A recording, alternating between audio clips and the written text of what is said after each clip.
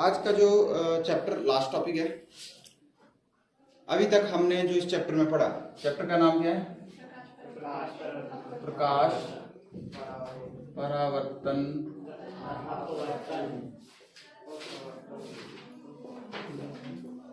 कौन सा वर्तन?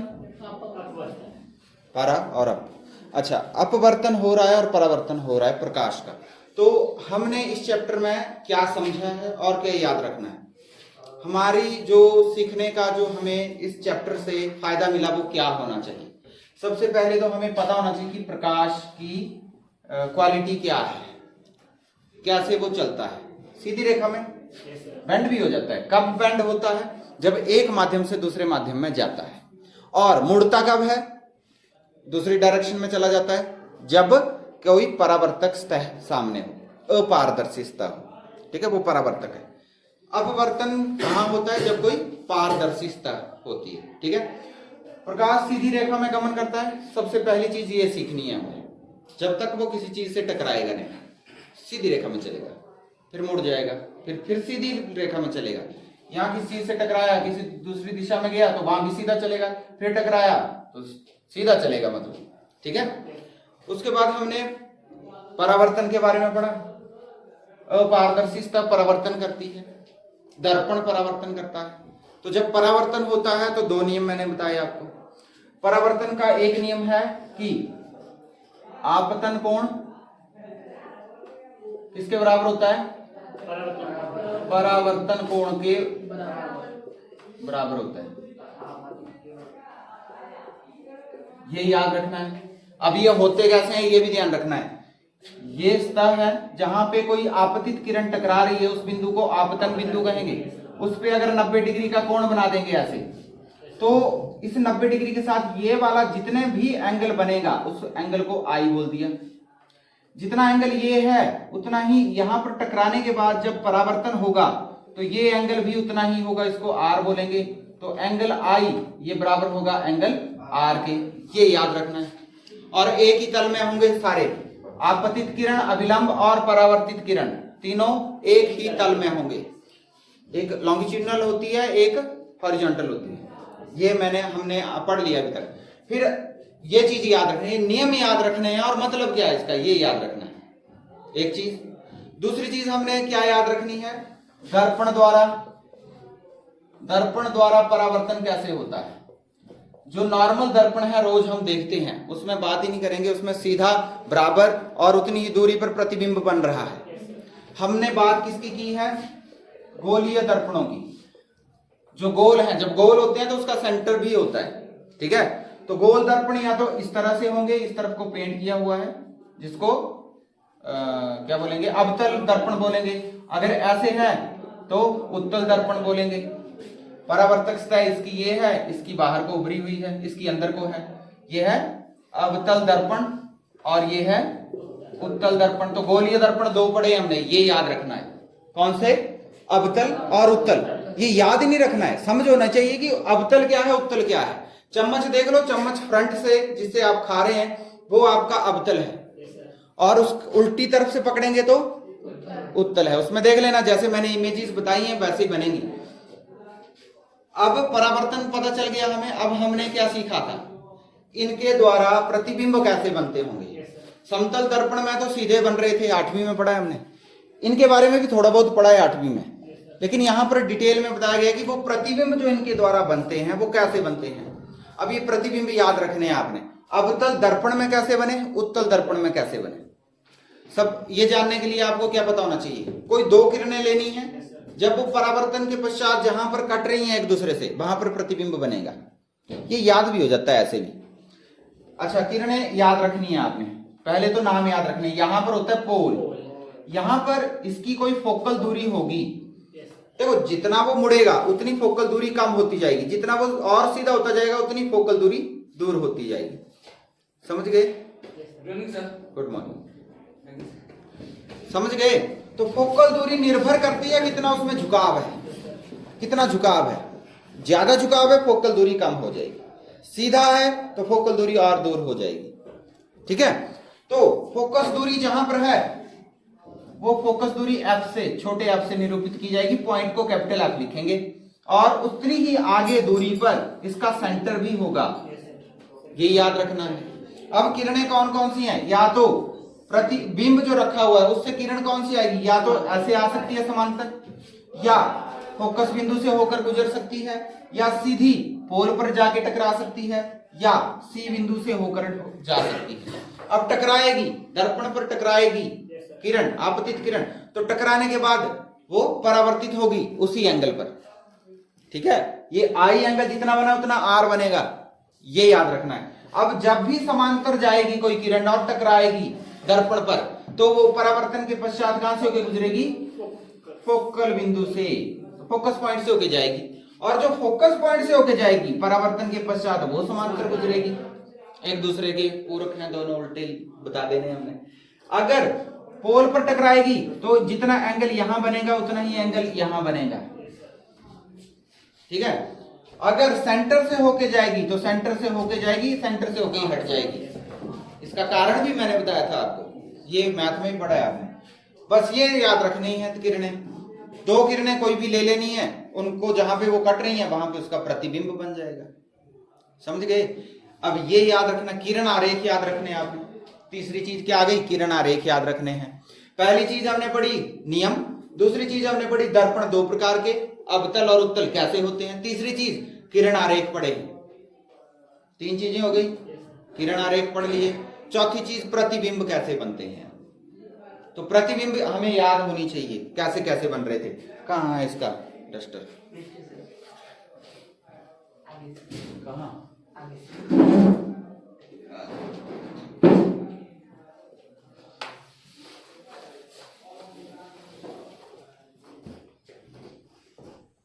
अवतल दर्पण में बहुत सारे प्रतिबिंब बनेंगे, उत्तल में तो एक ही टाइप का बनता है।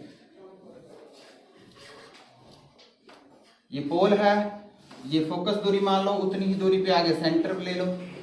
जब अनंत पर होगा किसी भी दर्पण में, जब अनंत पर रखा हुआ बिंब होगा उसका प्रतिबिंब कहां बनता है? हर बार फोकस बिंदु यहां बनेगा। अगर कहीं इस रेखा पर आ जाएगा सी के पीछे, तो सी और एफ के बीच बनेगा और छोटा बनेगा, उल्टा बनेगा।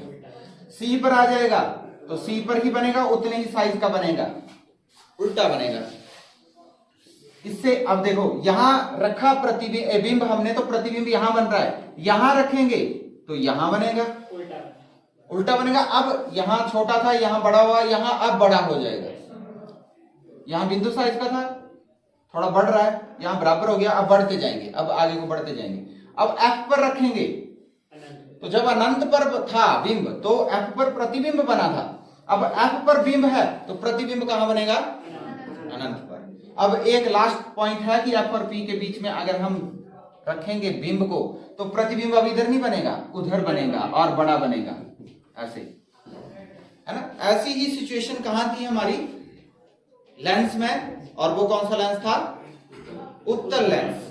उत्तल लेंस कैसे होता है? उभरा हुआ ऐसे दोनों तरफ से। इस केस में ये O था, फोकल पॉइंट दोनों तरफ थे, F1 F2, इधर 2F1 2F2 यानी C1 C2 ऐसे। अगर तो अनंत पर था तो फोकस बिंदु पर बनेगा, ये इधर बन रहा था अब उधर जाएगा, बनेगा उल्टा ही। सब जैसे ये बन रहे हैं वैसे उधर बनेंगे, बस क्या चेंज हो रहा है? डायरेक्शन चेंज हो रही है। उल्टे बनेंगे, छोटे भी बनेंगे, बड़े भी बनेंगे, ठीक है। तो जैसे अनंत पर था फोकल पॉइंट पर बना, अनंत पर था फोकल पॉइंट पर बिंदु साइज का बना, उल्टा बना। इस रेखा पर आ गया तो कहां बना था? सी और एफ के बीच में, इनके बीच में बना और छोटा बना है। जब सी पर पहुंचा तो सी पर ही बना, उतने ही साइज का बना, उल्टा बना।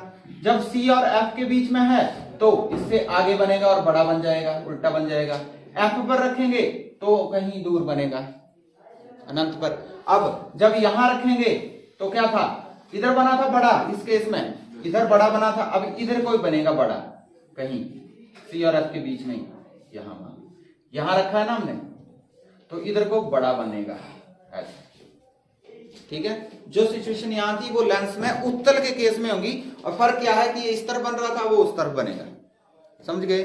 अब दूसरा हमारे पास है, ये तो था अवतल दर्पण, अब क्या है?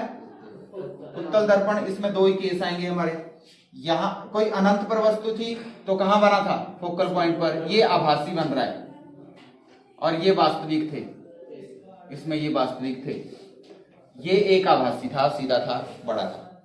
ठीक है, अब यहां पर बनेगा छोटा, बनेगा बिंदु साइज का बनेगा। यहां पे रख लो F1, यहां पर रखो 2F1 2F2। ठीक है, अब इस पर रखेंगे अब अच्छा, इस पे दो सिचुएशन है, ओ सॉरी ये तो दर्पण कर रहे हैं हम, है ना। यहां पर कहीं बना, दर्पण के केस में यहां पर है, यहां पर बना। अब इस रेखा पर कहीं भी रख दो, चाहे यहां रखो, यहां रखो, यहां रखो। C और F के बीच में बना था कि F से पीछे बना था ना, छोटा बना था, जितने साइज का बिंब था उससे छोटा प्रतिबिंब बना था और सीधा बना था और आभासी बना था। यही केस इस केस में आ जाएगा लेंस में, अवतल लेंस में, पर इसमें यहां को बन रहा है, उसमें यहां को बनेगा, बस बात कर।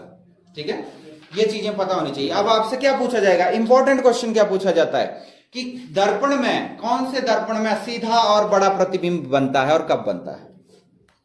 सीधा और बड़ा एक ही केस में बना था, अवतल दर्पण में। उत्तल में भी सीधा बना था, लेकिन कैसा बना था, वो छोटा। बड़ा एक ही केस में बना था, वो था अवतल दर्पण में, जब F और P के बीच में प्रतिबिंब को रखा गया था, है ना। ये याद रखनी है, समझ गए, इसको कंपेयर करके याद रखना। तो चौथी चीज ये आ गई कि लेंस और दर्पण द्वारा प्रतिबिंब कैसे बनते हैं, अवतल में और उत्तल में। आपसे एक क्वेश्चन बार बार पूछा जाता है कि कौन से दर्पण में प्रतिबिंब बड़ा और सीधा बनेगा और किस सिचुएशन में बनेगा। तो अवतल दर्पण में जब बिंब F और P के बीच में रखा हो, भाई यही एक सिचुएशन है और ये बार बार पूछी जाती है। हो सकता है कुछ और भी पूछे, लेकिन ये वाला पॉइंट बहुत बार पूछा गया है पेपर में। ठीक है, तो उसको याद रखना है। और लेंस के केस में आपने उत्तल लेंस बता देना है ये। ठीक है, अच्छा, अब पांचवी चीज क्या याद रखनी है आपने, पांचवी चीज याद रखने वाली क्या आएगी, फार्मूले। तो एक तो है हमारे पास दर्पण सूत्र और एक है लेंस सूत्र। कल एक थोड़ा सा मिस्टेक हो गई थी, पहले V लिखा जाता है फिर U लिखा जाता है, हमने उल्टा कर दिया था। ठीक है, तो दर्पण सूत्र में क्या था, 1/V minus 1/U 1/F। Lens सूत्र में माइनस लग जाएगा, 1/V माइनस 1/U 1/F। इस केस में तो U पहले लिखो चाहे V पहले लिखो, कोई फर्क नहीं है, लेकिन इस केस में जरूरी है यहां पे U बाद में आना चाहिए। अच्छा, मैग्निफिकेशन M, आवर्धन कितना बड़ा हो रहा है। आवर्धन के लिए कॉमन बात है, जो प्रतिबिंब की हाइट है बटा बिंब की हाइट, इसमें कोई माइनस प्लस नहीं होता। कौन किससे कितना बड़ा है उससे भाग कर दो, बस पता चल जाएगा कितना बड़ा है। लेकिन अगर हाइट नहीं है हमारे पास तो V और U से निकालेंगे तो क्या आएगा हमारे पास, दर्पण में मैग्निफिकेशन आएगी V/U माइनस करके, और यहां पे आएगी V/U प्लस में, मैग्निफिकेशन इज इक्वल टू, और कॉमन ये तो दोनों जगह चलेगा। अगर हाइट दी है तो हाइट से भी निकल जाएगा, लेकिन केस ऐसे आएंगे क्वेश्चन आपको न्यूमेरिकल जिसमें हाइट नहीं दी होगी। जरूरी नहीं ऐसे भी आ सकते हैं हाइट दी हुई है, लेकिन कई बार कंफ्यूज करने के लिए आपको हाइट नहीं दी गई होती, तो आपने U और V देखना है। नहीं दिया है तो निकलेगा कहीं ना कहीं से, और जब निकल जाएगा तो M निकल जाएगा, बात ही खत्म। ठीक है, हो गया, ये याद रखनी है, 5 चीजें हो गई आपको। ठीक है, इनके ऊपर न्यूमेरिकल है, सब अच्छे से करना है आपने। और इसके बाद क्या पढ़ा था हमने, यहीं तक था, यही था, और तो था कुछ, दर्पण सूत्र, लेंस सूत्र और आवर्धन, इसके बाद इतना पढ़ा था ना हमने। अब इसके बाद लास्ट टॉपिक जो हमारा आज का है उसे हम कहेंगे लेंस क्षमता। क्षमता बोलते हैं ना, कितनी क्षमता वाला लेंस लगेगा इसकी आंखों में, तो कैसे कैलकुलेट करेंगे। अब लेंस की क्षमता कितनी है वो निर्भर करता है उसकी फोकल दूरी के ऊपर, कितनी फोकस दूरी है उसकी। फोकस दूरी जितनी कम होगी उतनी क्षमता ज्यादा हो जाएगी उसकी। फोकस दूरी जितनी कम होगी, देखो या तो अपसारी लेंस है या अभिसारी लेंस है। अभिसारी लेंस कौन सा होता है, उत्तल, और अपसारी लेंस कौन सा होता है, ये क्वेश्चन भी पूछा जाता है। अभिसारी लेंस किसे कहते हैं, तो आपने बताया उत्तल लेंस को अभिसारी लेंस का, क्योंकि वो अभिसारित करता है, एक तरफ को केंद्रित करता है, और अपसारित वो दूर भेजता है किरणों को। ठीक है। तो जितना उसकी फोकल दूरी बढ़ेगी उतनी पावर कम होगी। पावर का मतलब कितनी डिग्री पे मोड़ेगा वो, कितनी डिग्री पे मोड़ेगा। देखो ये है मेरे पास ये लेंस, ये लगाया, ये इसकी फोकस दूरी अगर इतनी है तो इसमें बेंडिंग बहुत ज्यादा होगी। अगर फोकस दूरी बढ़ा देंगे, अगर इतना है फोकस दूरी तो इतना एंगल पे मोड़ रही है, अगर फोकस पॉइंट यहां पे है तो कम बेंडिंग होगी, ठीक है। और बेंडिंग कितनी डिग्री पे हो रही है, उस बेंडिंग को हम इसकी पावर बोल देते हैं, क्षमता बोल देते हैं। तो पावर को P से डिनोट करते हैं। कैलकुलेट करने का सिंपल फार्मूला है, पावर अगर लेंस की आपने कैलकुलेट करनी है तो फोकस दूरी पता होनी चाहिए 1/f, समझ गए। फोकस दूरी पता है तो पावर निकल जाएगी, पावर पता है तो फोकस दूरी निकल जाएगी, ठीक है। अब पावर की यूनिट क्या है, फोकस दूरी की दूरी है, फोकस दूरी तो दूरी है, तो दूरी की यूनिट क्या होती है, मीटर, तो फोकस दूरी की यूनिट मीटर आ जाएगी। अब पावर की यूनिट क्या होगी, पावर की यूनिट होती है डायोप्टर, डी से डिनोट करते हैं, ठीक है। पावर की यूनिट कौन सी है, डायोप्टर, और इसको डी से लिखा जाता है। जैसे मीटर को एम से लिखते हैं, डायोप्टर को डी से लिखा जाता है। इजी है, कोई ज्यादा टफ नहीं है। पावर निकालने के लिए 1/f, और यूनिट है डायोप्टर, इसको हम बोलेंगे मीटर इनवर्स। मीटर इनवर्स 1/मीटर ही आया ना, तो मीटर जब बटा में है ऊपर जाएगा माइनस पावर हो जाएगी। तो डायोप्टर किसके बराबर है, मीटर इनवर्स के, एक ही बात है। मीटर इनवर्स को हमने फिर डायोप्टर बोल दिया पावर के केस में। अब अगर किसी लेंस की क्षमता 2 डायोप्टर है, अच्छा पहले तो एक डायोप्टर निकाल लेते हैं। एक डायोप्टर को परिभाषित करो, एक डायोप्टर क्या होता है, जब लेंस की फोकस दूरी 1 मीटर हो, जिस लेंस की फोकस दूरी 1 मीटर हो उसकी क्षमता 1 डायोप्टर होगी। 1 डायोप्टर कैसे, पावर 1 डायोप्टर कब होगी, जब फोकस दूरी 1 मीटर होगी, तो 1/1 1 मीटर इनवर्स, तो 1 मीटर इनवर्स यानी 1 डायोप्टर। तो 1 डायोप्टर कब निकला, जब फोकस दूरी कितनी थी, 1 मीटर। जिस लेंस की फोकस दूरी 1 मीटर हो उसकी क्षमता 1 डायोप्टर आएगी, समझ गए। तो 1 डायोप्टर को ऐसे परिभाषित करना है, 1 डायोप्टर, किसी लेंस की क्षमता 1 डायोप्टर तब होगी जब उसकी फोकस दूरी 1 मीटर होती है। बस ये भी क्वेश्चन आता है, 1 डायोप्टर को परिभाषित करो। ये भी क्वेश्चन आता है, क्षमता की इकाई क्या है, तो डायोप्टर। न्यूमेरिकल आ जाता है, कोई आपको लेंस दिया है, उसकी फोकस दूरी दी हुई है, बोलो पावर कितनी होगी।